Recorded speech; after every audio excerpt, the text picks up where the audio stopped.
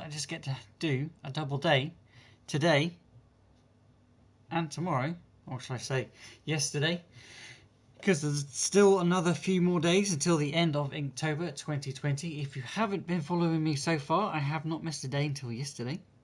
And I'm going to be continuing on with the story where we left off from last time, not only on comic storying, because that's what we're going to be listening to, because I've really got to not talk too much in the stream today, so I'm just going to be going on and getting on with the drawing and illustration, and then I'll take myself a little break and come back and then do another drawing illustration. I may even colour in the illustration, but I think I'll leave that until maybe the last episode or the last day that I'm going to be doing some of the Inktober 2020 challenge. If you're not familiar with the challenge, please give me 5 minutes and I will explain it to you. Otherwise, leave me some comments because I can see those coming in, so I will check those quickly a moment. So I've got to open all that crap up. I am also going to be doing a live TikTok today and also setting alarms to answer comments at certain points. I will answer comments, but I'll check them now because obviously somebody just checked. Setting alarms to answer comments. That's my voice. Don't like that. But here we go. Jessica, hello.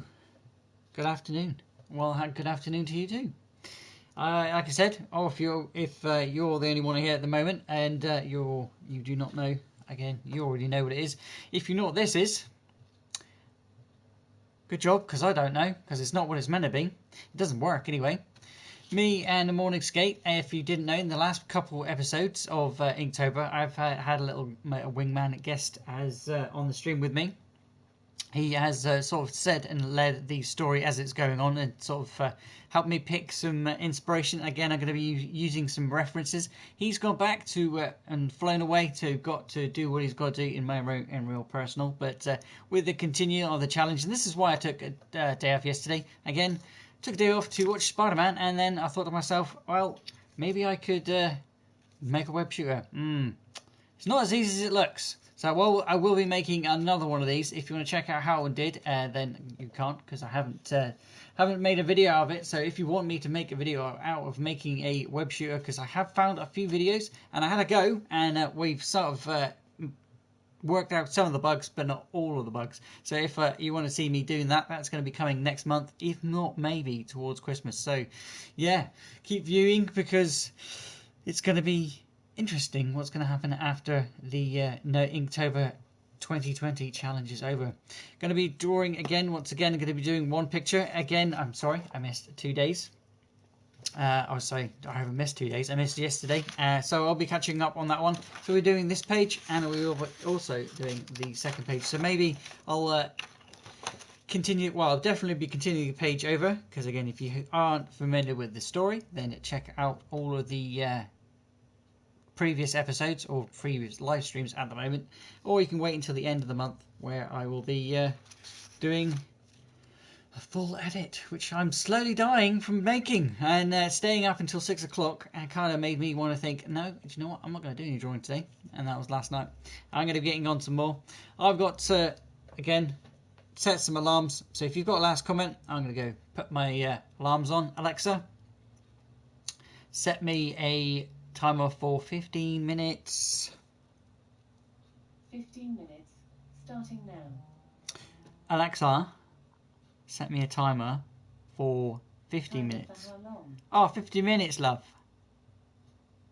Love timer, 1 minute, starting now. A minute. It's going to tell me it loves me. Alexa, cancel last timer. I don't love you. You're a robot. You don't have a timer called I Love You, Your Robot, but there are timers for love and 15 minutes. Okay, so yeah, if you've got some love, leave it coming in, and I will answer those comments. If you've got any questions, please let them be in there, and I will answer them as I go along. I'm going to try not to talk too much. Again, I'm going to be catching up on a page from yesterday, so this is going to be yesterday, so 29th, day 29. I do apologise once again that I do have to catch up because I missed no days up until the 28th day. When I thought, yeah, well, has to happen. Wingman's over. We've got to carry on from yesterday. Again, got any comments? Leave them in. 50 minutes set. Let's get that comic story playing. We're going to be listening to Aang the Avatar. comic historian reading from the comic. DoubleDay2010. There's that love. Alexa, stop. To you, bringing you an audio drama.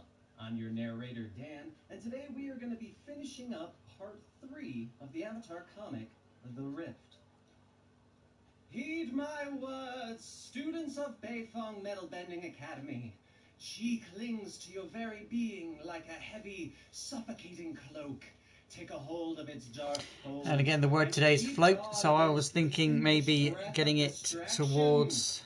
Actually, should have done that. There we go.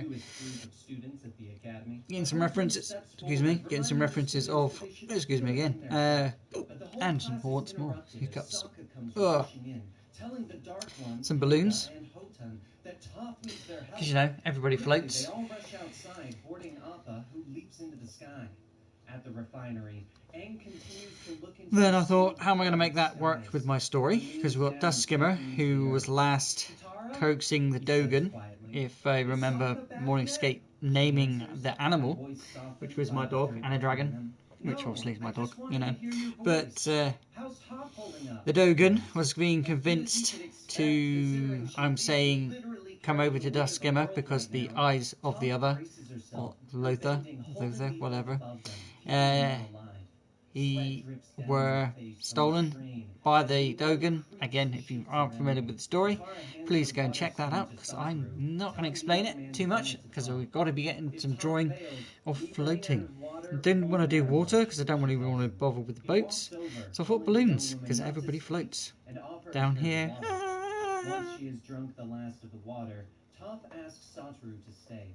Talk with me, she asks him. He looks at her, shocked, asking if that would make it harder for her to concentrate. What? This is nothing. Barely breaking a sweat. She smiles at him. Satoru sits with her, telling her his story and why he follows his uncle so closely. Both of his parents used to work for Ozai and had joined a pro-Ozai underground society after he was defeated. Satoru couldn't stand it anymore and ran away, living on the streets of Ba Sing Se's lower ring. When his uncle heard what had happened, he found Satoru, took him in, and gave him a job. I admire him so much. He doesn't care about politics. But now I realize that's only because he cares about money, he sighs, realizing he was too afraid to be thrown out to see his uncle for what he truly was. Satoru smiles at her, telling her that he wishes that he was brave like her for standing up to her father. As if on cue, they hear a cough next to them, and Satoru looks up to see Lao. Excuse me a moment, Satoru, Lao asks. That's me when you see the blue screen, guys. That's me recording. In front of her, Recording. I apology that he should have given her years ago. Her mother blamed him for her leaving. After she was gone, he came to the refinery to escape from his old life. In case these are our final moments, Toph, I need you. I thought maybe some floating islands as well, that I have not thought of you. instead of She tells him, making more obvious now, because again I always make a gap between each the background and the foreground and such. They're floating islands, and I'm trying to show that now as well in this. Hopefully it'll work. I don't know. You wouldn't be wondering if we're gonna live or die, she tells her father, setting her shoulders and lifting the earth around them a few more inches, steadying it. Because you know, I can keep this up as long as I need to. I'm Toph Beifong, the greatest earthbender of all time, she gasps. Above them, Aang shouts for the others as the metal-bending students arrive. He fills them in quickly on the situation. Though they are nervous at first, Katara yells Toph's instructions from beneath them. Finally, the students drop into their stances, preparing to bend the iron beneath them. The three of them work together, pulling large chunks of iron from beneath the earth. Suddenly, the dirt moves beneath them, revealing a large iron mask bearing its fangs at them. At first, the students are frightened, pulling back and making the ground above Toph shift. But Aang believes in them, telling them that they are literally the best metal benders outside of Toph. No one can do this but you, he yells at Hotan. The students return to their tasks, finally yelling at Aang that they need his help moving the last of the dirt as they near Toph and the others. Finally, they pulled the last of the iron away, shifting the dirt and revealing the chamber below. Toph suddenly relaxes, throwing a thumbs up to her students. Not bad, she gasps at them before passing out into her father's arms. And everyone comes rushing out of the hole. Anybody hurt? I've got plenty of bandages and splints, Jingbo yells, running over. Katara runs into Aang's arms and they kiss. I know, but these oogies are well deserved, Sokka tells Momo. The students rush over to make sure that Toph is okay, with Lau introducing himself to them. Sifu Toph has a dad? Penga asks, shocked. What did you think? She just popped out of a rock? Hoten asks. It'd make sense, wouldn't it? She tells him. As everyone begins to gather, getting their injuries checked out, Loban looks around, shocked at all the iron that litters the ground around him. I thought it'd take months to dig that iron out of the ground, but now it's here, all around us. I'm surrounded by a fortune. He smiles. He yells for some of the rough rhinos nearby, telling them to get their Komodo rhinos so that they can haul the iron down to his ship so that he can bring it back to the Fire Nation. If I process it there, that coward Lau won't have any claim on the profits. I believe my partnership with the Earth Kingdom is at an end, he says to himself. Suddenly, the winds begin to pick up around them, and Katara remarks that she thinks a storm is coming in. I don't think that's just any storm, Aang tells her. He looks on, seeing the spirit of Avatar Yang Chen standing nearby. But once more, he can't hear the words coming out of her mouth. He rushes over to the air acolytes, telling them that he needs to finish the ceremonial feast. Jingbo nods, but holds up the ceremonial vase that was destroyed in the earthquake. Aang thinks back on what Avatar Yang Chen had said to him during their last meeting, thinking that there might be a way to re-establish his connection with his past selves. Anything I can do to help? Katara asks him, but Aang shakes his head. No, I got this. I just need to find someplace quiet and a good-sized rock, he tells her. Aang finds a quiet place, sitting down to meditate as he finds a decent rock. He uses his earthbending to quickly sculpt it, and now it resembles the medallion that once linked him to Master Roku. He attaches it to his beads and closes his eyes. Aang, Master Roku greets him with a smile. Aang is happy with his past self, but sadness overtakes him as he begins to explain his actions. But Roku merely opens his arms, gesturing for the young Avatar to come to him, and they hug. I'm sorry, Master Roku. I missed you so much, Aang tells him. But Master Roku continues to smile, telling the young boy that his past lives can only offer advice based on their own experiences. It is up to him to find the balance between the past and the future. Remember this as you search for a solution to your current dilemma, he says, gesturing to the rest of the past avatars lined up behind him. Aang passes them, greeting each as he sees them, until he finally comes to Avatar Yang Chen. She smiles at him. I need to know the terms of your agreement with General Old Iron. Finish your story, please, he asks her. She nods, explaining that General Old Iron promised to never take up his armor against mankind. In exchange, she built a memorial for Lady Tianhe and promised that the land would return to its natural state, free of human civilization. Once a year, she would lead the air nomads to this location to let the rest of the world know that it was sacred to them. After her death, this became known as Yang Chen's festival. Aang nods, realizing that the iron they found in the earth was part of General Old Iron's armor. Yang Chen nods, telling Aang that her promise to the spirit has been broken. What if we put things back the way they were? What if we bury the armor and return this place to its natural state? Wouldn't that unbreak your broken promise to General Old Iron? He asks. Yang Chen nods, telling the young Avatar to go and help his friends. As Aang comes out of his meditation, he leaps up into the air. The storm has become stronger, and in the distance, he can see a great spirit coming out of the ocean. Aang lands back amongst his friends, and he quickly explains that the iron is the armor of a great spirit, and it needs to go back into the earth, and that they need to return the land to how it was. But doesn't that mean you have to destroy the refinery and the entire town? Sokka asks. Aang nods, asking Katara to get all of the workers clear, and then looks towards the metal benders to help him, but is surprised to find that the giant mask has disappeared. And suddenly, Satoru comes rolling up on a forklift.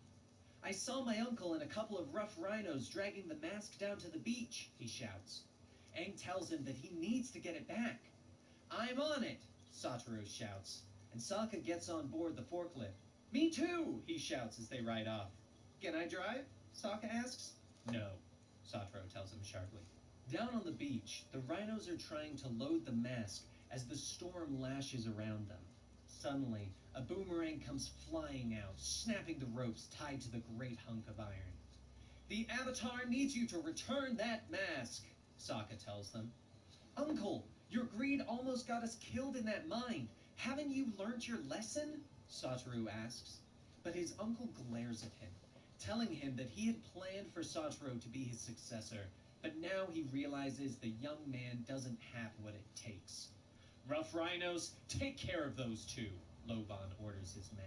Katara returns to Aang, telling him that the town is empty, and the Avatar turns, looking out on the ocean and seeing General Old Iron growing closer. Do you see him? Aang asks. I do, Katara tells him. She understands what Aang has to do, kissing him on the cheek and telling him that he better hurry. I hate destroying things, Aang sighs sadly. As everyone moves away, Aang enters the Avatar state, leaping into the air and controlling all of the elements. But one of the workers overheard what the Avatar was planning and rushed over to tell Lao, warning him that the Avatar was going to destroy the town. Lao is shocked, looking up at the Avatar swirling above them. Dad, what's going on? Toph asks, struggling to sit up. Lao turns, beginning to tell his exhausted daughter what is happening, but stops himself. It's nothing for you to worry about, my daughter. Rest. What matters is that you're safe, he tells her. But she sits up angry, telling him that she doesn't need to be protected. She needs to know what's going on. And he nods. One of my employees just informed me that the Avatar is about to destroy the refinery, he tells her.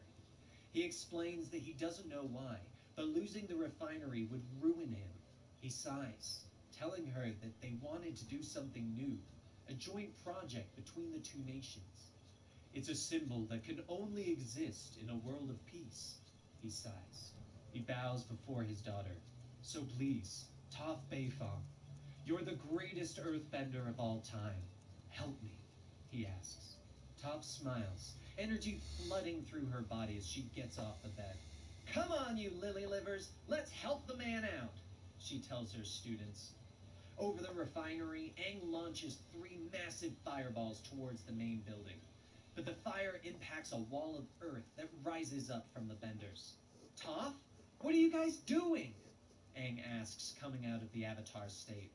What's it look like we're doing? We're stopping you, she shouts up at her friend. Back on the beach, Sokka blocks another arrow from the rough rhino archer. He turns to Satoru, throwing him his battle club. What am I supposed to do with this? I'm an engineer. I don't know how to fight, Satoru says as he begins to run from the other rough rhino.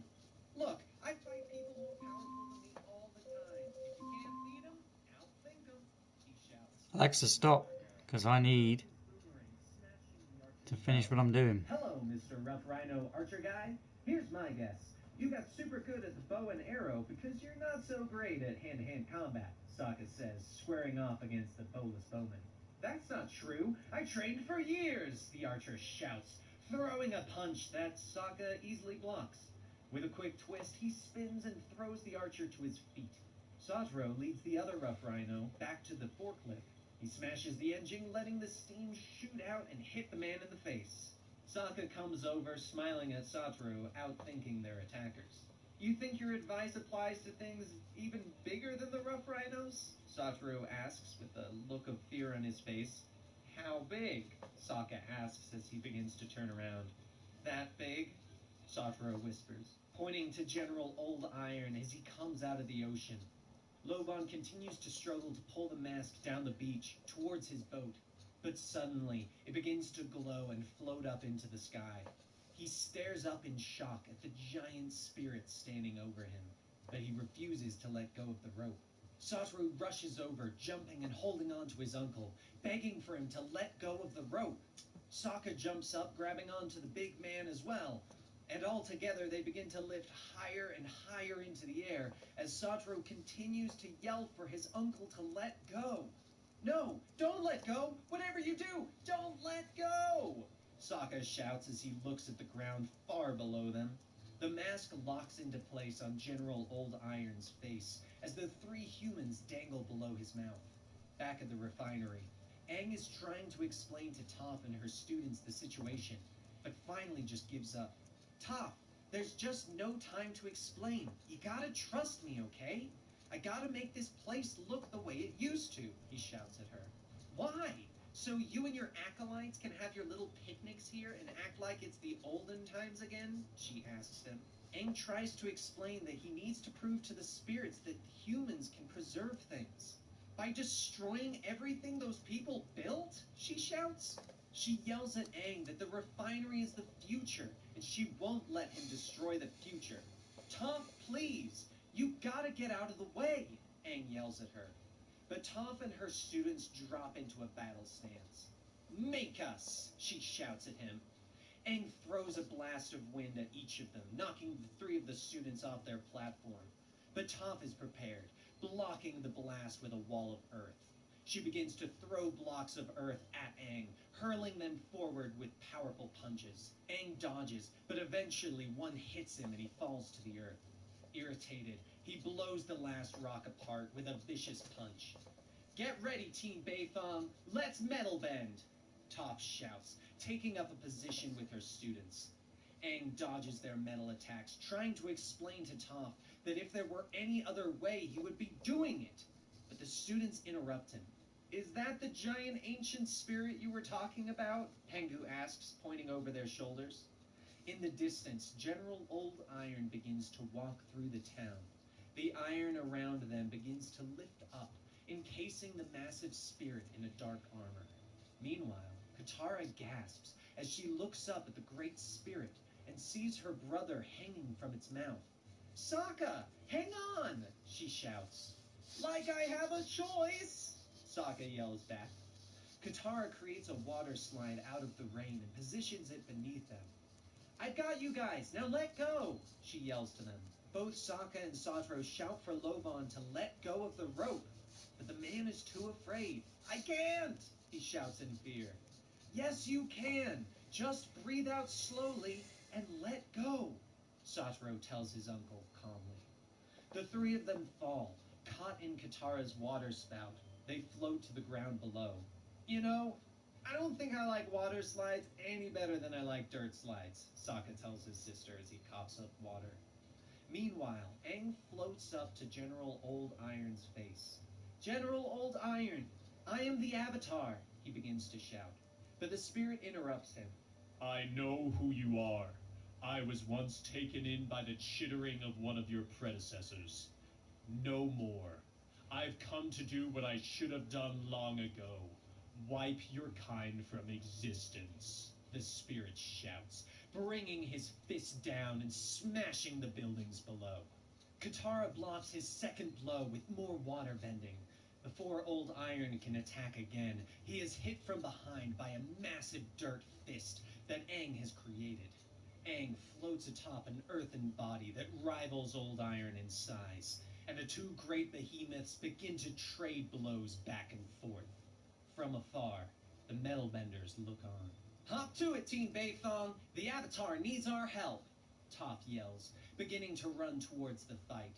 Hey, weren't we just trying to fight him off a second ago? Penga asks. The metal benders drop into their stances as Toph directs them. Using their bending, they begin to peel the iron armor off of General Old Iron's body. It's working! Keep it up! Toph yells to her students. Aang looks down at his friend as she begins to shout at him. Aang, you got a clear shot now! Right in his chest! Go back into the Avatar state and give him everything you've got! She shouts. But Aang shakes his head, afraid that Old Iron won't be able to withstand the attack if he doesn't have his armor. Are you out of your gourd, Twinkletoes? He's about to crush you! Do it! Do it now! She shouts. But Old Iron has discovered the metal benders, demanding to know how they have learned such power and dare use it against him. He begins to reach out for them, and Toph turns back to her students. Hotun, Penga, the Dark One, I'll hold him off, you guys run, she yells. But the students stand their ground. We're not leaving you, Sifu Toph, Penga yells. The bitter grip of death is still sweeter than disloyalty, the Dark One confirms. But Aang flies in front of the spirit, trying to reason with him. General Old Iron rears back, ready to smash the metal benders. No! Stay away from my friends! Aang shouts, dropping to the Avatar's state, and he launches an attack with all of the elements, smashing General Old Iron in the chest. And the spirit falls, a gaping hole in his chest. Aang lands near the spirit's head. Oh no! I didn't mean to! He begins. Too late. Too late. For my kind. Long ago, I was much more peaceful than you humans. Now look at me. Look at you, he tells them. General Old Iron begins to stand, moving back towards the ocean. He tells the Avatar that he was right all those years ago. There is no place for the spirits in this world anymore. Aang flies next to Old Iron, telling him that he is the bridge between the spirits and the humans. You repeat those words over and over like it's a mantra, but you are fooling only yourself. Whenever the border between our two worlds grows to a rift, the Avatar will always side with the humans. The Avatar is, after all, a human, Old Iron says, stepping into the swelling ocean. He knows that humans' true nature is to dominate. He turns back, bowing to Aang. I pay homage to you, young human, for you have vanquished me, he says. General Old Iron begins to glow. He transforms into several spirit creatures who disappear beneath the waves. Aang stands on the beach, looking out into the calm ocean, sadness on his face. Behind him, Toph comes up. She knows that it wasn't easy for him to attack the spirit, but thanks him for saving her and her students. She reaches out and they embrace. As they hug, the sun begins. The refinery, Lao stands before his workers. He knows that they have been through a lot, but wishes for them to stay with him, to help rebuild that which they had created. After all, the refinery is the future. Let's build the future together, he shouts as the workers clap and cheer him on. He steps off the stage, taking his daughter's hand. Not bad. Not as good as the speeches I give at the school, of course, but not bad, she tells him with a smile. Back in the camp, Katara catches up with her friends, learning of all that has happened with their tribe since she left. She apologizes and promises to return soon, but her friends smile, telling her that they had no right to be angry earlier. You and Sokka, you make us Southern Water Tribers proud. Later, Aang and Katara return to the site of Lady Tianhe's statue, which now lays in ruins on the ground. How awful! What happened? Katara questions. But Aang shakes his head. All those earthquakes, maybe? I'm not sure, he tells her. Aang is sad, believing that maybe General Old Iron was right, and that humans and spirits might not be able to coexist. But Katara doesn't believe that. She believes in the Avatar, and she tells him that he should talk to his past lives, see if they have any ideas. Aang nods, sitting down to meditate as Katara leaves. Find me if you need me, sweetie, she tells him. Aang holds his beads, but before he can close his eyes, he is interrupted by a squawking. I know. You poor cranefish don't have a statue to perch on anymore, he tells the bird that has drawn near.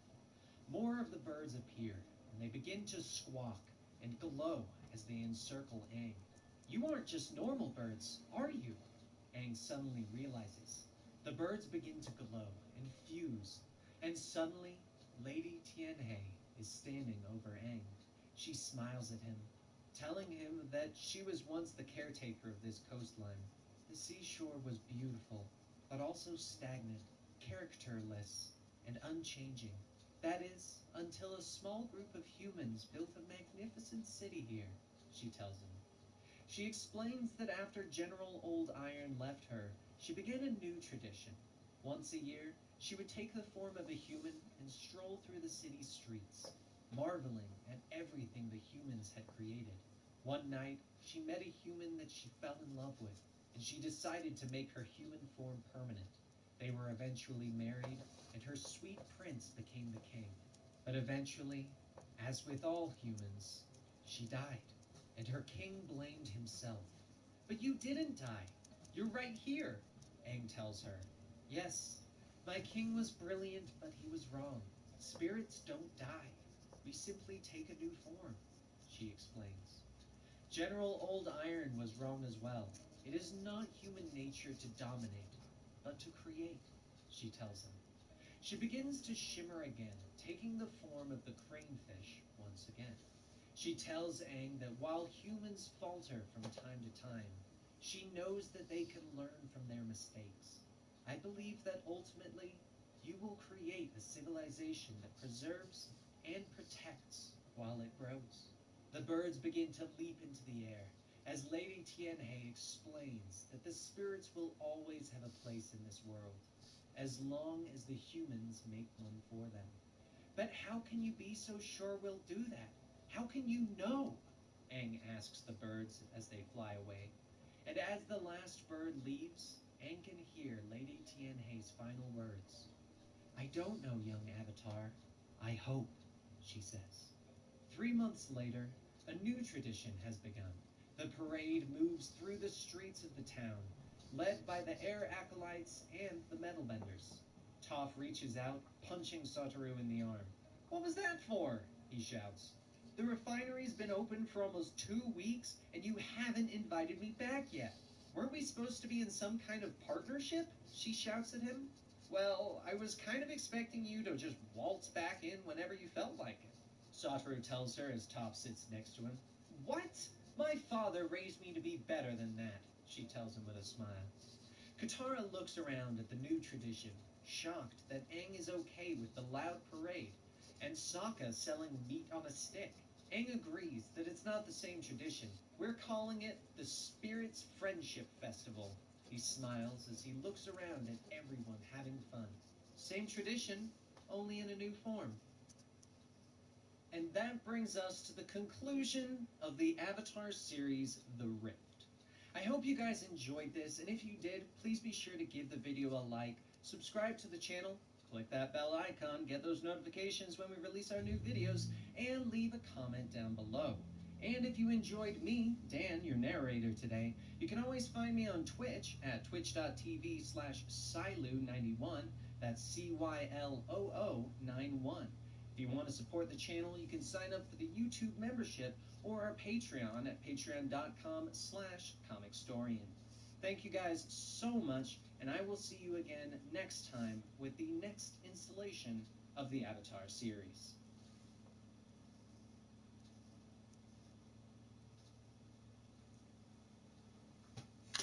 Oh, right. Welcome to the Avatar series right here at Comics. I'll have a little bit more of the Avatar series in a second, but there we go. There's the beginning of it. Dogen was listening to the music. He's been swayed away by Dust Skimmer there, and you got somebody up in the corner there. We're going to be leaving that until the next page because I'm thinking about the next page already. So we'll find out who that is standing over there later on in the thing, because Dust Skimmer looks like he's got a pair of wings, but like I said, he's got his wings are like bones, or like only the frame of the bone is wing, and he kind of uses them as hands, and also uses the cloth that he wears to open out like to what to look like wings. But the only way he can get around is to, well, as he finds out that the sun isn't the best thing for him, but it doesn't seem to hurt him that he has now become on fire. You've seen the fire, and that was the in the previous draw or create the character part of the last month, I believe. And again, Creation Station playlist for those. But yeah, we're also on the floating islands, so that's where we've getting to. Also, now I'm going to be trying to put in a like a hot air balloon type idea, because he is on very hot sort of idea. So the heat is making him rise, because he's going to be having his bone wings turn his cloth that he has into like a balloon, a hot air balloon type thing, or a parachute type thing, and is floating across to the other side to get to the Dogan, because the Dogan I think hasn't sort of changed its pose from the previous picture. Again, I'm taking old references and kind of mishmashing everything together. We've done the Pied Piper and sort of idea with the music, but we're going to do some balloons. So we'll be drawing a type balloon here, floating across. Again, we'll probably forget about the idea of the dog for a second, maybe just put an ear or something, maybe a large ear, and have the main focus on Dust Skimmer floating across. So we're not really thinking about the ground as well. We're just going to be sort of drawing a floating balloon.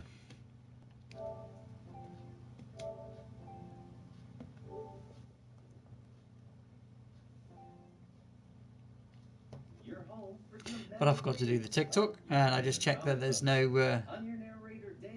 one in chat there, so I'll carry on. Alexa, set me a timer of 15 minutes, please. 15 minutes, starting now. By the way, if you need more time, just say snooze when your timer is ringing and I'll add another 5 minutes. Disgrace. Alright, sassy. Bloody hellfire. Did you hear me shouting it yesterday? Or must have been it. Their tattered robes blowing gently. You failed as the governor of New Ozai, but we offer you the chance for redemption, they whisper to him. You're the Kamurakage. Yukino stutters in fear. The Kamurakage lean forward, telling Yukino that Wish I could have the sound on. I can't even remember the song. And that as long as Zuko is on the throne, the Fire Nation is in Oh, there we go. That's what we're going for. Depose the weakling. Redeem yourself or suffer. As a Dust Skimmer, we're going for more of a darker music. But if you've been following the story, you can get little synapses over on my TikTok. The next day, Yukino stands before the members of the New Ozai Society. He tells them that they've been patient, but the time to act has come. He reports that his spies have told him that the Fire Lord will return tomorrow with his friends and his mother, Ursa. The name brings So yeah, news from the room. got the TikTok going, got what I needed to out of that. Going to be doing this, got some more comic story in, and going to carry on drawing a balloon. Not only from the throne, but from the face of the earth. Tomorrow we will restore the Fire Nation to glory. Tomorrow we attack! He shouts to his group. Yet one young man isn't cheering. Kalo walks into Yukino's chambers after his speech, asking to speak with their leader. He asks why they are attacking now, when before, Yukino has said that they would need months to prepare and plan. Kalo, I have recently had premonition of sorts. We can no longer wait on this, Yukino tells him, reaching out for the man. Fear is in the leader's eyes as he tells Kalo that safety is born of strength. Out on the ocean, Aang and Ki laugh as they ride the back of the flying dolphin fish as Sokka and Katara watch from the bow of Zuko's boat. Zuko and his mother step on the deck, feeling the sea air on their faces. The captain says we're only a day away from the mainland. So much has changed, Mother. I can't wait to show you around, Zuko tells Ursa with a smile. Ursa laughs, putting her hand to her son's face and commenting on how his eyes still sparkle when he gets excited. Zuko smiles, turning from his mother to check on his friends. Alone, Norin expresses concern for his wife, noting that her hands always get cold when she is worried. And for a moment, Ursa's eyes show fear. It's just been a long time since I've been in that place. I'll be fine, she tells her husband. She turns, gasping as she sees Ki riding the sea creatures with Aang. Ki, come back! She screams, despite Katara explaining that it's perfectly safe. Aang brings the young girl back, apologizing and explaining that she wasn't in danger. But Ursa grabs her daughter, pulling her into a hug. I can't lose you. I can't, she gasps. But Kii isn't happy, trying to pull away from the woman she doesn't recognize. Let go! Let go! She yells before running to Norin and asking him to take her downstairs. Zuko comes over, telling his mother that Kii just needs some time since Ursa regained her original face. Aang once again apologizes, but Ursa tells him not to, and that she is embarrassed for overreacting. With these words, she wanders away to be by herself on the deck of the ship. Back in the capital, Tai Li enters a flower shop, happy to find the family of her friend May within. She is surprised to see Michi and Tom Tom, but Michi explains that she discovered that May's father is not handling the new Fire Lord very well, and they had no choice but to leave. I thought I heard your voice, May says, coming out of the back room. Tai Li grabs her friend, hugging her and leading her out of the room. And quickly, they find themselves in a tea shop down the road. Inside, Tai Li fills May on everything she's missed since she left Zuko in the capital. Tai Li then changes the subject, asking if May has been seeing anyone. The young woman tells her that she met a boy named Kai Lo who had bought flowers and then gave them to her. Yet she discovered that he worked for her father and was trying to recruit her into his secret society. I'm sorry, May, but I promise that not all guys are jerks, Tai Li tells her. But May explains that Kai Lo has been meeting her in secret for the past couple of weeks. Tai Li is shocked, but May explains that she thinks she can use Kai Lo to stop her father. He has told her that they have something big planned for Zuko's return, and that she asked him to meet her here so that Tai Li can get a read on him. As if on cue, Flying with the balloon, so we're focusing on nothing other than the face. I'm an idiot. May calls. Okay, so I'll be putting the balloon the last thing, because that's how he's going to be floating over. Damn. Wasn't meant to be doing detail here. Right. I'm an idiot. Zuko smiles, thanking his friends for everything they did and hugging Aang goodbye. Happy to be there for you, buddy, Sokka tells him, patting Zuko on the back. The friends quickly board Appa, taking off into the night. We'll see each other before you know it. Yu Dao's inaugural celebration is in a week, Aang calls, waving goodbye as they float into the air. Zuko smiles up into the darkness as his friends fly away. He turns, finding his mother on the deck of the ship, looking out on the dark ocean. He watches a tear fall down her cheek, and he steps forward, revealing himself. Mom, you okay? He asks as he dabs at her eyes. Zuko, I'm fine, she tells him simply. Meanwhile, in the tea house, Kai Lo has finished telling the girls about Yukino's plot. You're so brave to bring this information to us, Kai Lo. I'm so impressed, Mai tells him, a big smile on her face. Kai Lo smiles, telling them that he did it for May. He gets up to leave, and May calls out to him. Bye, babe, she yells. He's out of earshot. You can stop being so fake now, Tai Li snaps. May turns back, her entire demeanor shifted again. Well, she asks. Tai Li is shocked that May can lead Kai Lo on like that, but May shrugs it off, explaining that it's for a good reason. That boy's got a good aura. I think he's being truthful, which is more that I can say about you right now, Tai Li tells her. On the boat, Zuko and his mother continue to talk as they look out on the ocean. He tells her not to worry, that this is Kyle. He invented one wheel to destroy boredom. Turns out he wasn't alone. It's magic.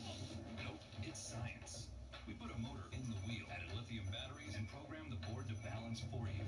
We've got Pint for cruisers, XR for shredders, but nothing for this guy. And oh yeah, we built them in the US of A.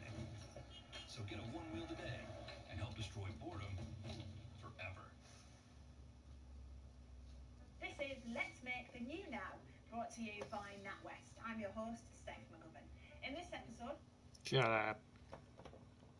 Key will come around to Ursa's new face, but she nods, telling him that she was actually thinking about her other daughter, Azula, that she hopes that she is warm and happy wherever she is. Zuko nods, telling his mother that he searched for weeks through Forgetful Valley, and that Azula will only be found when she wants to be found.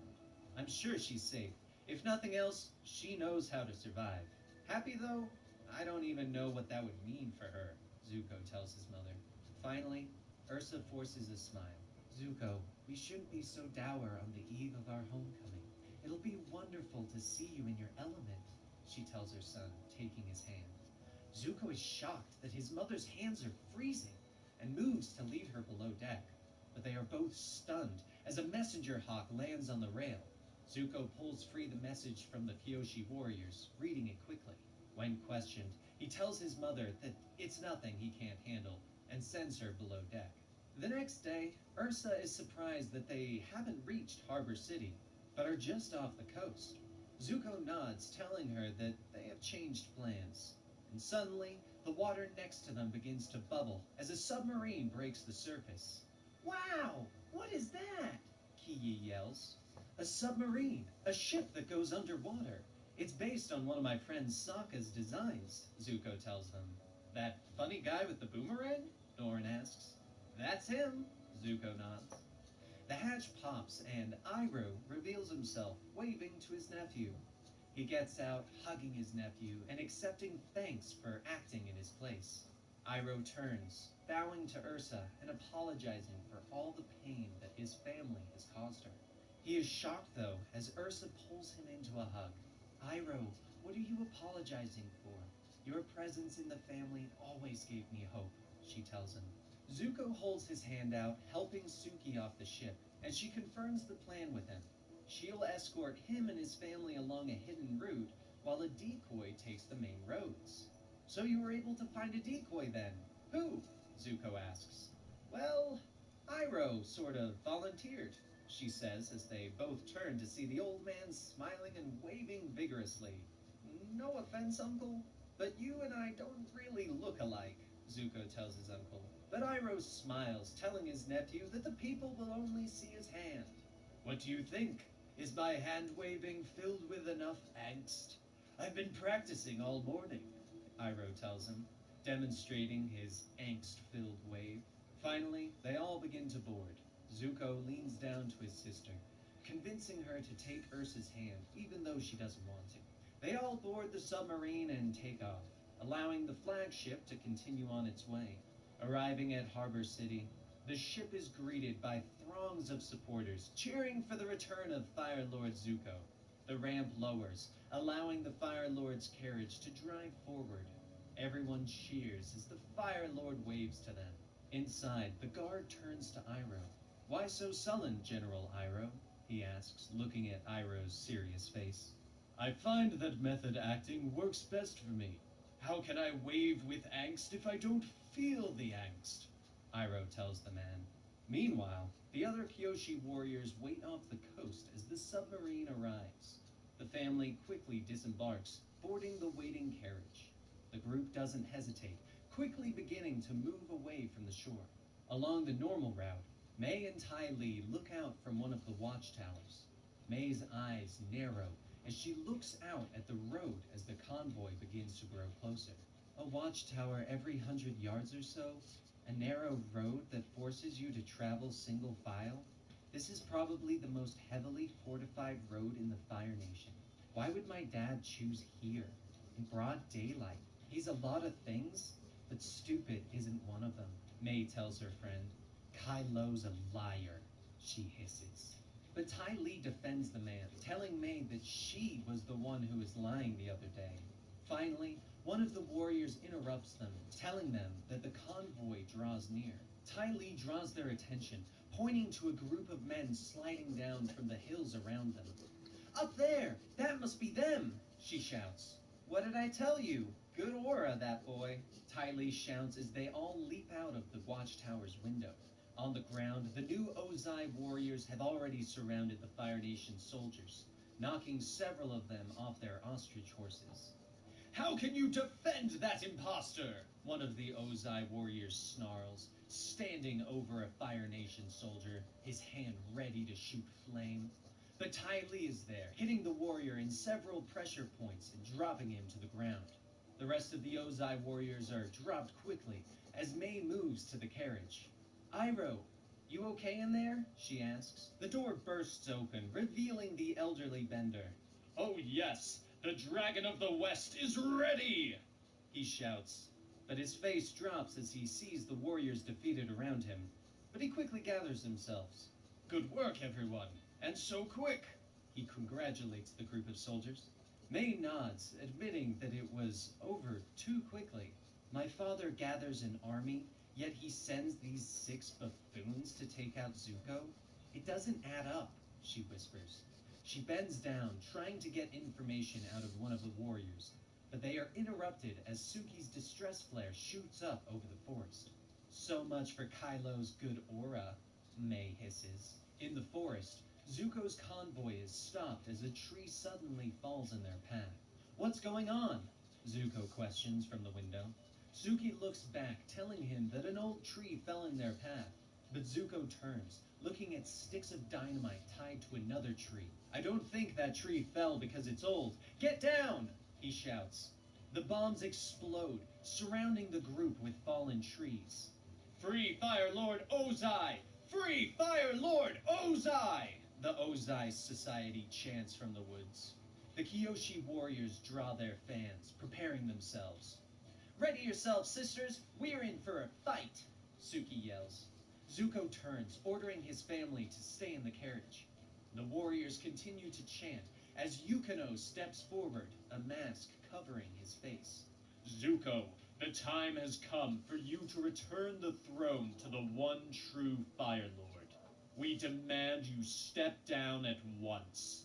Do so peacefully, and no harm shall come to your family, he shouts. Zuko looks up. Alexa, Let me get this straight. You expect me to give up my destiny? My snooze? rightful place What the in word? the nation, Okay. because a bunch of Snoozing people your timer for 5 minutes. to show their faces asked me to? He asks. Well, yes. Yukino nods, sweat breaking out on his forehead. Ridiculous! Zuko snaps, throwing a massive fireball at them. Yukino orders his men to attack, and the battle begins. Suki fires her signal flare into the air as Zuko rushes towards 3 of the attackers. He leaps, kicking and throwing flames as the Kyoshi warriors leap amongst the Ozai Order with their fans. There's no end to them, Zuko shouts, turning back towards Suki just in time to watch her get snagged by a bolo. He turns as another of the Ozai warriors fires a bolo at him as well, and he falls to the ground, captured. Ha! Not bad for what was it you called us? A bunch of thugs? Yukino laughs from his perch. He turns to his men, ordering them to attack the carriage while he reminds Zuko that he didn't give up peacefully. Leave them alone! They've got nothing to do with this, Zuko shouts. This is wrong, Master! I won't let you hurt those people! Kylo shouts, pulling down his mask to reveal his face. He leaps down, cutting Zuko free, and the 2 leap to attack the remaining warriors. Yukino looks down, with no surprise in his eyes. Kylo, I wondered how long it would take you to finally reveal your treachery. I knew long ago that your heart had abandoned the righteous path, and that's why you proved useful to me. Zuko and Kylo are pushed back to back, with the Fire Lord demanding to know why Kylo freed him. Let's just say we have a mutual friend, Kylo tells him. Who? Zuko asks. Her! Kylo shouts as they look up to see May and the rest of the Kyoshi warriors dropping from their airship towards them. May lands, throwing her knives at the Ozai warriors. Now, finally, the Dragon of the West is ready for action! Iroh shouts with a giant smile. May turns, grabbing Kylo. I knew you couldn't be trusted, she snaps. Kylo tries to defend himself, explaining that the society fed him bad information. I vouch for him, Zuko tells her. What? You don't know a thing about him, May snaps in disbelief. I know his name is Kylo, and he just helped save my family, Zuko tells her. But May isn't listening anymore as she hears her father's voice coming from amongst the Ozai Society, ordering them into battle. She leaps away, joining her father on the fallen tree. Have you lost your mind? This is treason, she snaps at her father. You've never been able to see past your own needs, daughter, he tells her. One of his warriors leaps past, raining blows on May. Yukino shouts at the man, telling him to stop. You gotta stop, bro. Boss's orders, another warrior yells, leaping in to help. Tell her that, the man shouts, trying to block May's flurry of blows. Kylo leaps in, trying to help May. Attack him, you imbeciles! No mercy for Kylo, Yukino yells. So, who gets mercy? I'm so confused, one of the society's warriors mumbles. Together, Kylo and May quickly dispatch the warriors. Kylo tries to explain to May why he did what he did, but she brushes him off. Kylo apologizes, telling her that he really does like her. Suddenly, one of the warriors rushes them, and Kylo is knocked from the log, falling towards the earth below. Mai flips the warrior, knocking him out. Kylo, she shouts. I'm okay.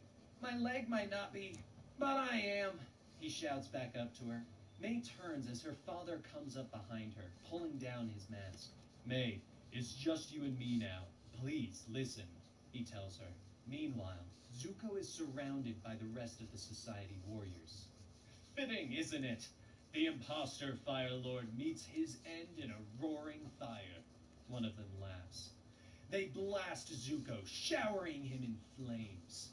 But the flames join together, becoming a massive fiery funnel. And Zuko is revealed standing on the carriage, swirling the fire around him until he sends it up into the sky. New Ozai Society, this is your last chance. Surrender now, or face your Fire Lord's wrath, he shouts as the flames spin around him. Above them, Yukino explains that everything he does for the Fire Nation. He believes that Zuko has compromised their strength to appease the Avatar, that he has lost control of the nation, and that they will never be safe. May points below them. Okay.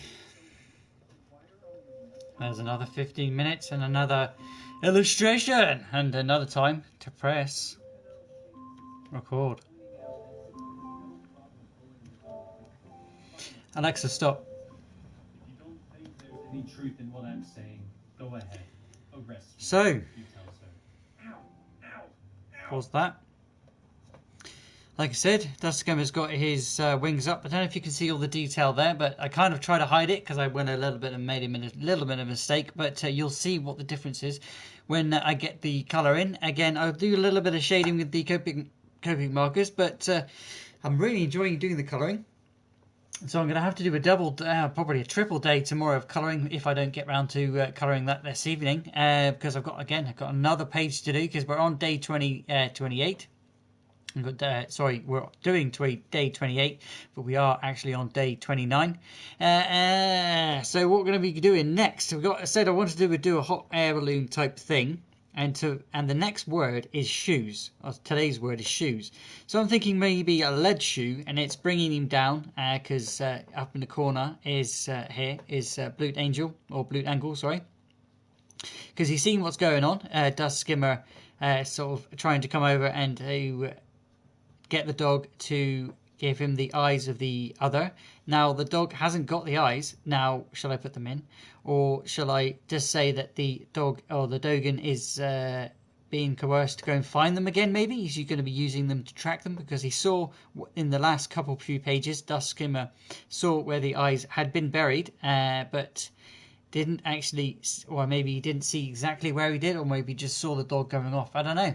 Whatever you are interpreting from the story, I'd love to hear your own ideas on what you think is actually happening in the story. I know I've given you a quick synopsis, but what are you seeing? Let me know in the comments. As always, guys, I will open them in a second or two, but I already checked when I do press record to see who's actually joining me, and the comments haven't come up. So if you have got any, we'll see that taco that should pop up just above the phone, and I should see those. But if I'm looking down here, obviously I don't. So that's why I check 15 minutes. So let's have a quick slurp of tea and have another think. What is in the last bit? Because I do really want to do a balloon. I was an idiot. I would draw the dust skimmer way too big. And I want to make a hot air balloon. So let's go back to my actual references for hot air balloon. And why did I do that? And see if I can draw that there. And he's floating away. and being watched. Maybe I'll cut that off right here, and somebody's watching him. Again, we'll put a little bit of a shadow to continue and follow on what we're suggesting over here, and putting it down here to lead to the next page.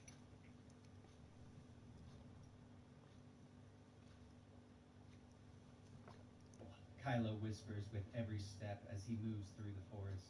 Are you planning on hobbling all the way back to Capital City? May asks, coming up behind him. It's what, 5 miles? 10 tops? I can make it. He smiles at her, but she puts an arm around his shoulder, smiling as she tells him that they can ride in the Kyoshi Warrior's airship. Where's your dad? He asks. He got away, May says, averting her eyes. Finally, they arrive in the capital city. Zuko thanks the Kyoshi warriors for their aid before he begins to show his family around the castle. Ki and Norin quickly head off, while Ursa is more hesitant. Just tired from all the excitement, she tells Zuko when he asks. He nods, offering to show her to her old room. One of the guest rooms will be fine, she tells him. She begins to move through the castle, sadness and fear in her eyes. Zuko thanks his uncle for his help as he comes through the door. Think she'll be okay? He asks, indicating his mother. Time heals all wounds, Iroh tells him solemnly. But Iroh knows that this is not the only thing bothering Zuko, and the Fire Lord admits that he is worried about the new Ozai society, and wonders if Iroh would be willing to go to the Yu-Dao ceremony so that he could focus on things at the palace. I was about to suggest the same thing. You're growing in wisdom, Zuko, Iroh tells his nephew with a smile. Because I'm beginning to think like you? Zuko asks. Well, yes, Iroh admits. Ursa moves through the palace, fear sweeping through her body as the old feelings of anxiety overtake her. She stops, staring up at a large painting of Ozai as if it is looking at her. In his headquarters, Yukino stares up at a different image of Ozai. Smoke fills the room. Copyright strike? No, there's a time limit I've learned. It's about just under a minute, or maybe just over a minute, maybe a minute 2. You can have of a song before you get a copyright strike, which is very handy to know, because I do, again, when I'm doing the TikTok, as long as it's not the full song all in length, you can have clips and dips, bits of the song. But yeah, we're listening to Comic Story once again. If you are enjoying, please let me know. And if you want to find them, I will leave you a link, or I'll send you one after this stream today. Casts are so unattractive, May admits. They continue to talk, with Kylo explaining once again why he abandoned Yukino for May. Suddenly, the Just gonna have to do it, aren't I? interrupted. It's gonna have to be. Oh, and he's on fire. Damn it. Moving along the rooftops. You stop! What were you doing in our shop? You're obviously going to see that, which She leaps onto the roof, trying to fight the strange cloaked figures. he's on fire. So if he's going that way, the fire is going to be moving that way. The Kamurakage whispers, moving their cloak to reveal a sleeping Tom-Tom. May tries to rescue her brother, but the Kamurakage disappear in a cloud of smoke. The next morning, May and her family stand before the police. The officer asked her if she has a good description of the attackers. They look like Kamurakage, she explains. May explains that the Yeah, it's on fire. Kamurakage Don't know if you can see that, that what I've just put in there, but again, the idea is that he's on fire. He's keeping himself up with the hot air balloon type. He's turned his cloth into that and is floating over to the Dogon over here.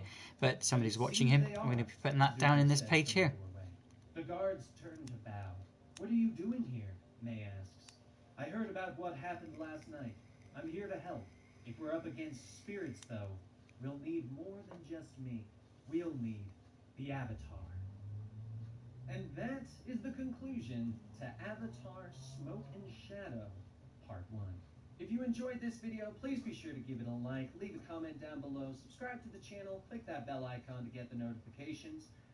And if you want to see more of me, I am Dan T Producer on Twitter and Instagram, and Silu91 on Twitch. That's CYLOO91.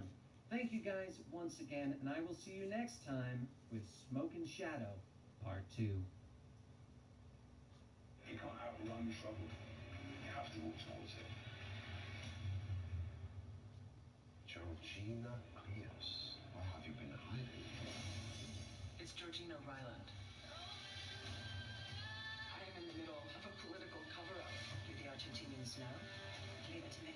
It would be a dangerous mistake for you to stay in Buenos Aires.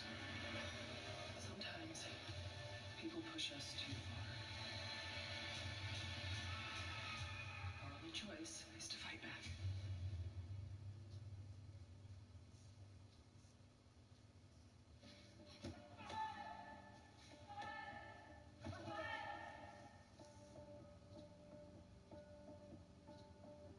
So I used to be a bit of a cheeky, naughty kid.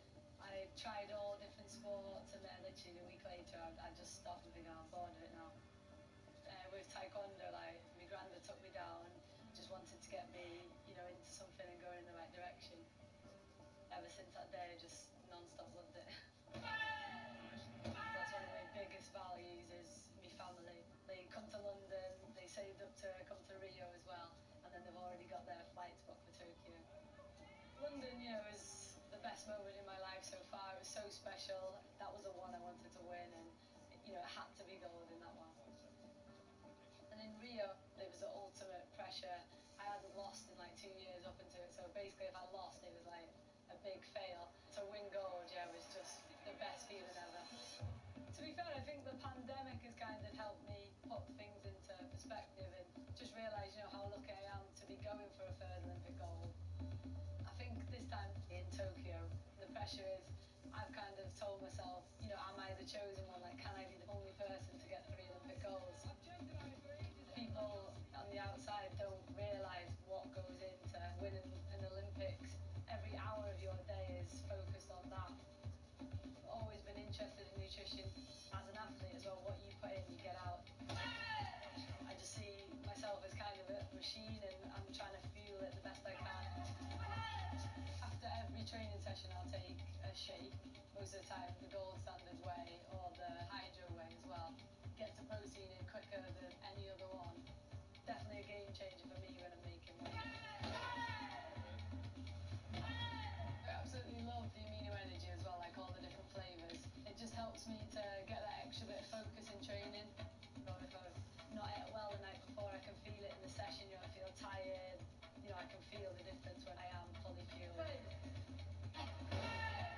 So it's just all about improving, and with the products helping me stay fueled and just focus on that next goal, and making sure, say in Tokyo, I've done it the best way I could possibly do it. When you hit me and I'm in, you have to go like that. So I'm not full fitness, full peak now, but by the time I get to Tokyo, do you know what I mean? I'll be ready, raring, and in the best shape of my life.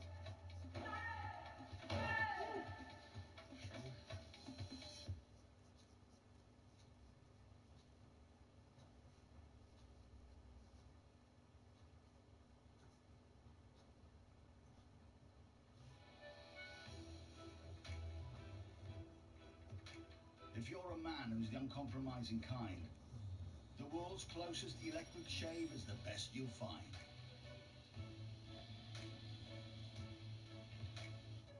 Blade close, smooth skin. Philips. 5 Surprise Unicorn Squad is Glitter 5. There's 5 layers of surprise. No, there is not. Goodbye. Look, we found a... Welcome back to the Avatar series right here at Comicstorian, your #1 spot for dramatic readings of your favorite comic books.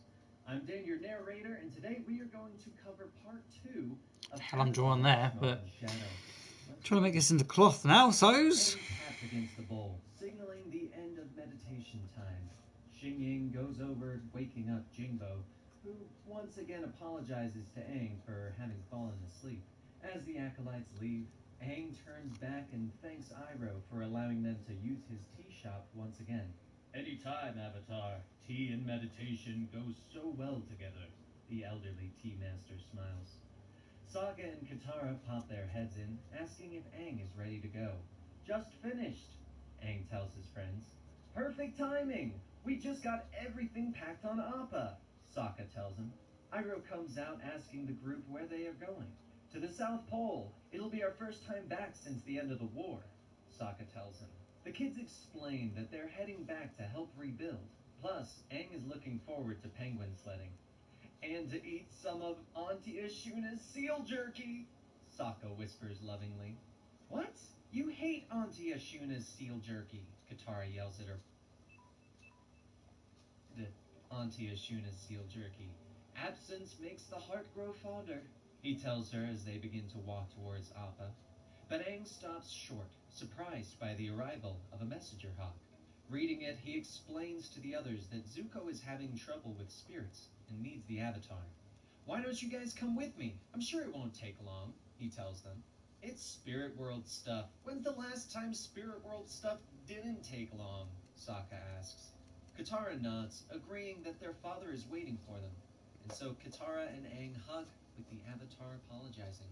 Nothing to be sorry about. It just comes with dating the Avatar, she whispers to him. Katara and Sokka watch Appa and Aang fly away before heading to the docks to find the ship home. It isn't long before Aang is walking into a meeting room in the Fire Lord's palace. Zuko thanks his friend for coming, and Aang once again greets Mai. Wow, this is great! Does this mean you guys are back together? He asks. And this is Kylo, Mai's boyfriend, Zuko says, interrupting Aang. Oh, I mean, you know what I said earlier? By back together, I meant, Aang stutters. Please, keep talking, because things aren't awkward enough as it is, Mai sighs. Zuko interrupts again, introducing Aang to the other person in the room, Constable Sung. He is leading the investigation into the kidnapping, Zuko explains. Sung bows to the Avatar, honored to meet him. Wait, kidnapping? Aang asks. Quickly, Mai explains that her brother was kidnapped by the Kamurakage, informing Aang that they are dark spirits from her home. Several reports of dark spirit sightings came in from all over the capital city, though Tom Tom was the only abductee, Sung explains. Aang begins to ask a question, but is interrupted as Yukino barges in.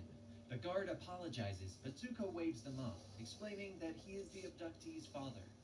Yukino walks in, throwing accusations around, and he demands that Zuko grow a spine and deal with these dark spirits.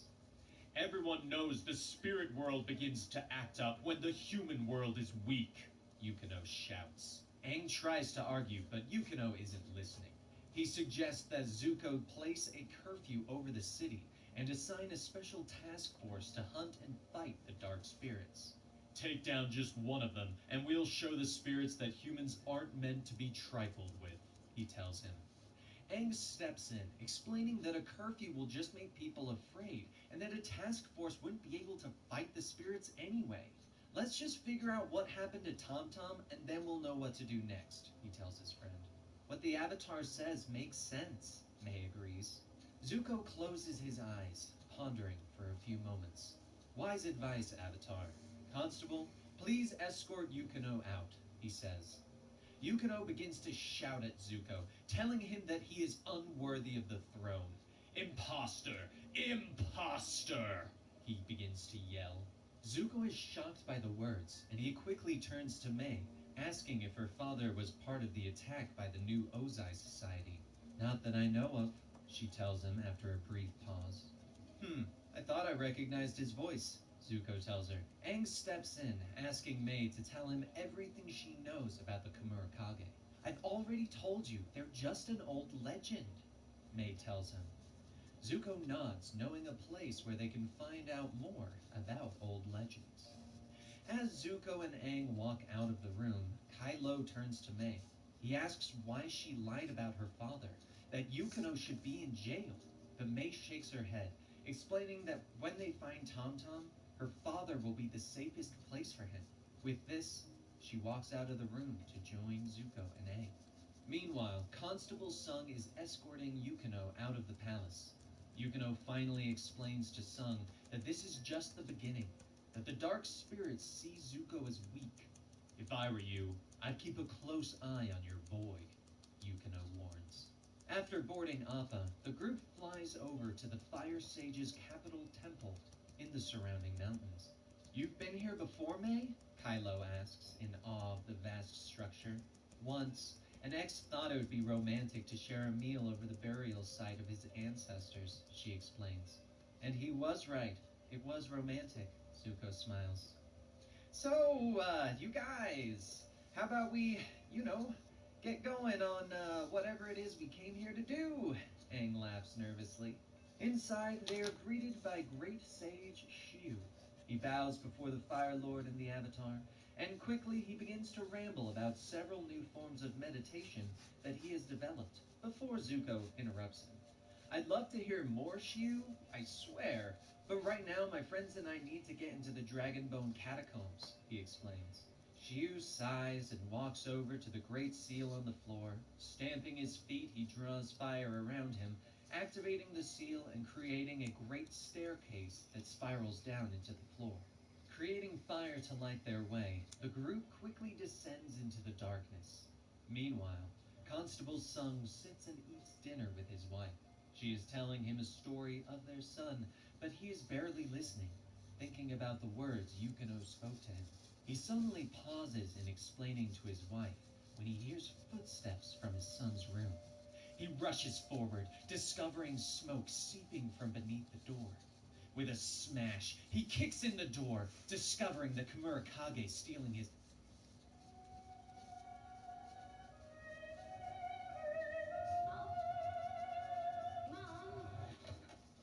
Every day can be extraordinary with thick, creamy, delicious Fage Total Yogurt.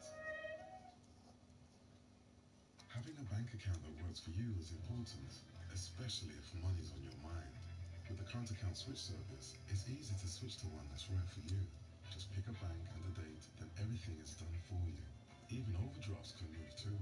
It's free, guaranteed, and easy to do. Just look out for the current account switch guarantee. His son. Release my son now, he snaps, pulling free a knife. You heard the man, his wife adds, coming up behind him with her own knife drawn, ready to protect her child.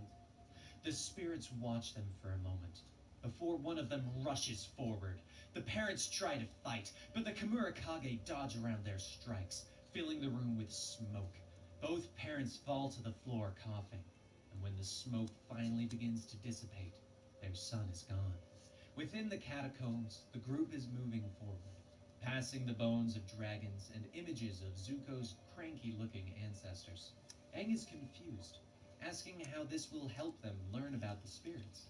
Zuko stops, gesturing to a mural on the wall, and explaining that it tells the history of the Fire Nation, including its myths and legends, Zuko tells him. As they continue forward, they are stopped by a door with 4 dragon heads on it. When Sozin came into power, he ordered the rest of the corridor to be sealed off, as if Fire Nation's history began with him, Zuko tells them. Zuko indicates the door, believing that what they need to learn is on the other side. Aang studies the door, believing that the dragon heads appear to be the locking mechanism. The two of them drop into bending stances, ready themselves, and launch fire at the wall. Back in the palace, Suki and Ty Lee are watching over the castle walls. Ty Lee has heard reports of other Kamurakage stealing children and believes that they should be in the city to help, but Suki shakes her head, ordering that they watch the palace while they wait for Zuko. Ursa overhears these words, and fear grips her. She quickly makes her way through the chambers, finding Norin in another room. Where's Kiyi? Why aren't you with her? She asks. Norin explains that their daughter is sleeping in the next room. And Ursa runs through, telling him that she has the worst feeling.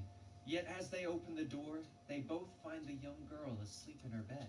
Oh, thank goodness you're safe, Ursa whispers, holding her sleeping daughter tightly. Within the catacombs, Aang and Zuko continue to launch fire at the door, but to no avail. Finally, Kylo interrupts him, having his own idea. He borrows May's throwing knives, believing the lock to be in the dragon's nose and not its mouth. Wait, you're going to pick the dragon's noses? That seems awfully disrespectful, not to mention gross, Aang points out. Kylo ignores him, turning back to May. Babe, can you help me out here? He asks. Babe? Aang whispers to Zuko, but the Fire Lord just looks at him sideways. You're not one to talk, Aang, he whispers back. Zuko watches as May and Kylo work very closely together to pick the locks on all 4 heads. Finally, Right on. the door slides open, revealing That's 15 far minutes. beyond. And Back in his home, oh, I don't know if it's Yukino 15 is minutes awakened actually. I don't by know. a It knock even at the set a door. timer. He opens it, discovering Constable Sung. Still no The comments. constable quickly pulls Yukino So on his son I to will along with several other children just get throughout. shading, I think, because I'm Sung starting to tells feel Yukino hungry. that he was And right. so I'm gonna have my tea, and I'll come back, and then I'll do And I know episode just how to get 29. started. So all in one day. It's like I said, double day, doubling up, making 2 pages, and you'll get 2 pages to finish this book, and then you'll get to see what book I do use in the next, and get a little bit of difference between the 2 books, I think. So yeah, keep watching, guys, and I will be doing some shading. Then I'll be coming back. Because all I got to do is a little bit of shading. I really hope I just press record. And yeah, let's get going and do some shading, I think. Hopefully you can see that. Again, it's a hot air balloon that is floating down, sort of concept idea. He's used the cloth like a hot air balloon. Got his bone wing there holding up the thing with his old sort of bit of string, sort of using that to sort of steer with, like you would a parachute type thing. So he's floating down, but using his hot air, his own personal hot air that he's creating from maybe a magic, but I don't know, just fire that comes off him, a blue kind of like fire, and things like that. So yeah, if you've looked at any of the concept ideas that I did last month, again, Creation Station playlist to find out more of the story or more about the characters from the story. And again, if you want to follow the story, don't forget to go over TikTok, and you guys can find out what is actually happening again. But I'd love to know what you think is actually happening in this story. To you, what you can see. Am I portraying what I'm saying? Smoke emits from the mural, moving through the dark passageways.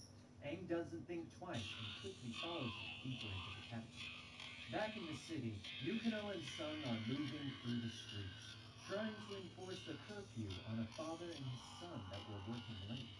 They are interrupted as a group begins to pass them, carrying torches and chanting. Run out of tea, damn. Is a safe nation. A strong nation is a safe nation, they chant. Sung nods, explaining that they are a safe nation society. Alexa, His own police force isn't enough. how long do I have to my timer? There are no timers set. Oh, Alexa, set up a timer for 30 minutes. 30 minutes. Starting now. Spirits hovering over a house, smoke billowing beneath their cloaks. What are you waiting for? Attack! Yukino shouts to the militia. Back in the catacombs, the group is rushing to catch up with the wisp of smoke. Aang stops short as the smoke disappears into another dragon statue. Oh, monkey feathers, he whispers. I bet this is another lock. Kylo, think you could? He begins to ask. The young man nods, stepping forward and picking the second lock. The door slides open, revealing a staircase leading down. Looks like a crypt, Aang tells them. I'm not going down there, May states simply. Aang begins to move, asking Kylo to follow him in case anything else needs to be unlocked. Sure, Kylo says, glancing back at his girlfriend with Zuko. In a matter of moments, Zuko and May are alone. So, they both say together, Kylo seems nice, Zuko tells her, trying to fill the awkward silence. He is, she agrees. It's good to see you happy, or at least happy-ish, but I have to be honest. I miss you, May, he tells her. May turns, angry. She asks why Zuko would say something like that to her. She tells him that they had their chance. Tell me, do you feel the same way about him that you felt about me? He asks her. May tells him that he broke her heart twice, and that she let him. She tells him that Kylo loves her more than she likes him, and that's exactly how it needs to be. Because I won't ever let myself get hurt like that again, she says. Aang and Kylo find themselves in the crypt. The wisp of smoke appears again, but this time solidifies before them. Greetings, Avatar, the spirit Kamurakage says. You're one of the Kamurakage from long ago, Aang states simply. The spirit nods. For centuries, my sisters and I haunted the warlords of the Fire Islands. For their crimes, we hunted them. We hunted them until islands were united into a single nation. The first Fire Lord, the one who rests in this crypt, brought the warlords to justice and ushered in an era of peace. Our sadness receded, and we never again set foot in the human world. The Kamurakage explains. Aang is confused. But then, why return now? Why are you haunting people again? He asks. The Kamurakage hovers before him until it finally answers. I repeat, Avatar.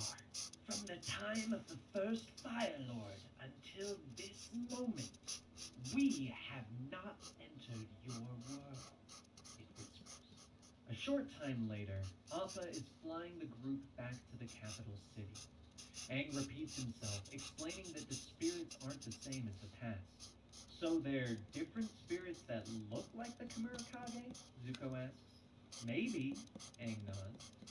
As they fly over the city, though, they are shocked to discover the militia moving through the streets, still chanting.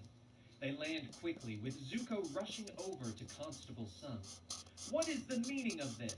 He demands. Yukino steps forward, explaining that the spirits have become restless and kidnapped several children from the city. Yukino smiles, explaining that since the Fire Lord refused to do anything, the Safe Nation Society is risking their lives to keep the streets safe. But how'd you get this many volunteers to assemble this late at night? Aang asks. And Yukino ignores the question, explaining that 10 minutes ago the society fought off a group of spirits and saved a child. Hate to break it to you, but those probably weren't spirits, Aang explains. Preposterous! I saw them with my own eyes. Humans don't move like that, Yukino shouts. May steps up behind him, her eyes narrowing at her father. You're hiding something. I can tell by the way you're talking. What's your secret, father? She asks. None of this matters as Zuko turns back to Sung. Constable Sung, truly I am sorry about your son, and we will find him, I promise you. But all of this was done without my authority, and I will not be undermined. Until further notice, you are suspended from your post, he tells the constable. Sung starts to argue, but stops and bows before his Fire Lord. What do you think you're doing? Constable Sung is a good man, Yukino hisses, coming up to Zuko. And you, Yukino, this society of yours will disband immediately, or you will all face arrest, Yuko shouts. For a moment, it seems as if Yukino will argue, but finally he turns and orders his volunteers to return to their homes. Aang comes up to his friend, saying what he did was harsh. Zuko nods. I hated to do it, but I had no choice, he explains. The woman whose baby the Safe Nation Society saved comes up to them in the streets.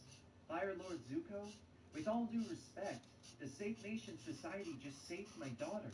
They're heroes, which is more than I can say about you, she tells him.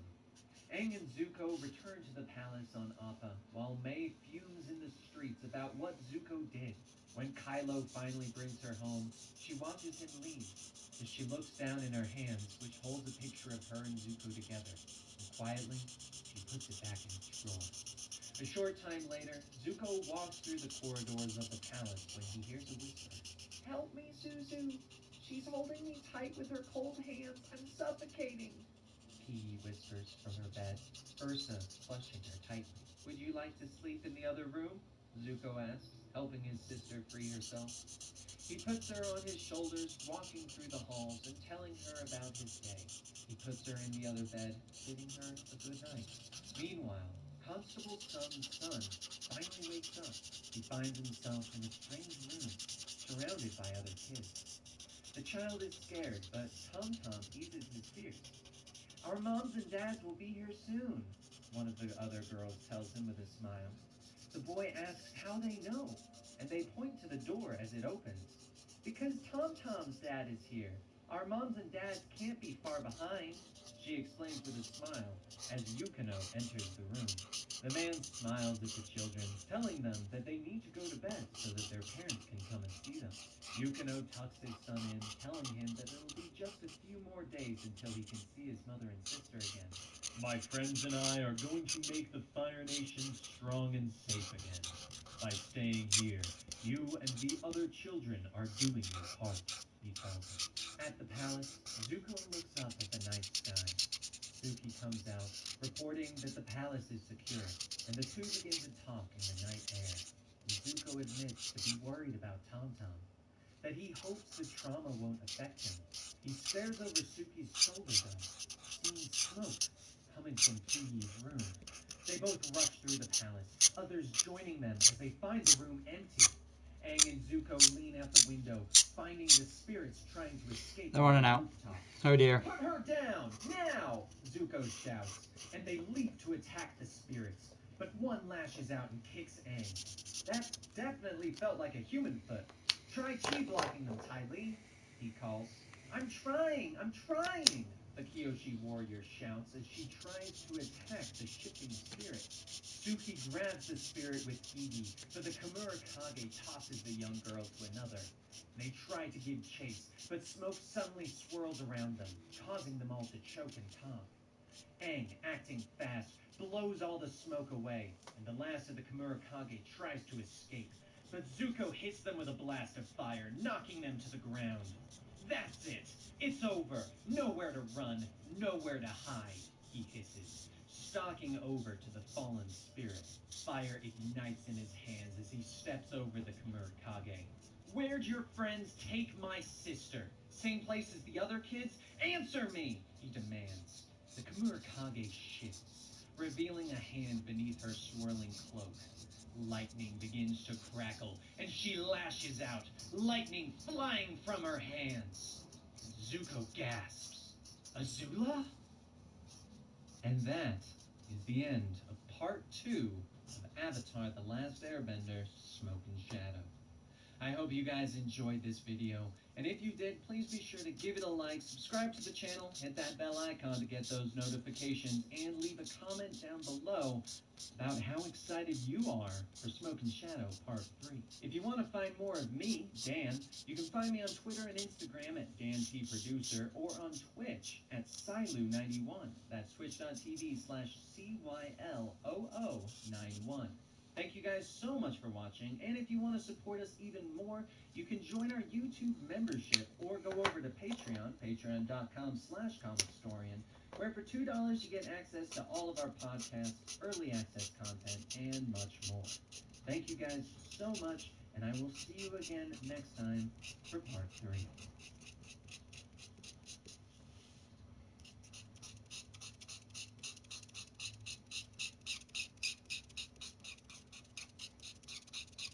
Welcome back to the Avatar series right here at Comicstorian, your #1 place for dramatic readings of your favorite comic books. I am Dan, and today we are going to be concluding the Avatar series, Smoke and Shadow. Zuko stands ready, his friends behind him. I know that's you, Azula. Tell your friends to let Kiyi go, he yells at the Kimura Kage with lightning crackling in her hands. But she launches lightning at him, as she always does, and Zuko captures and redirects it back at her. There we are, just using a few different toned Copic markers. We've got the same effect that you would have if you used a pencil. Like I said, there is no pencil whatsoever through Inktober. I haven't done for 28 days. I'm going to be doing an extra day again tonight, so don't forget to tune in for that one, guys. If you've got any audiobooks or anything that you want me to listen to, then let me know in the comment section down below, and if you're watching back, click the links that will follow. Otherwise, thanks for watching. Don't forget to hit that subscribe button, ding the bell for notifications. Hopefully you have enjoyed today's illustration. Hopefully you will enjoy the full edit version and the full story that I'm going to be showing you, again with all the colour using all the Copic markers and seeing how far you can actually go with the Copic markers and how many pages in the book you can do. So don't forget to join in for that one. Otherwise, I'll be back later on after I've had something to eat and had a little bit of a calm down. Thanks for watching, guys, and I'll see you later on, roughly in about 2 hours. Otherwise, bye for now.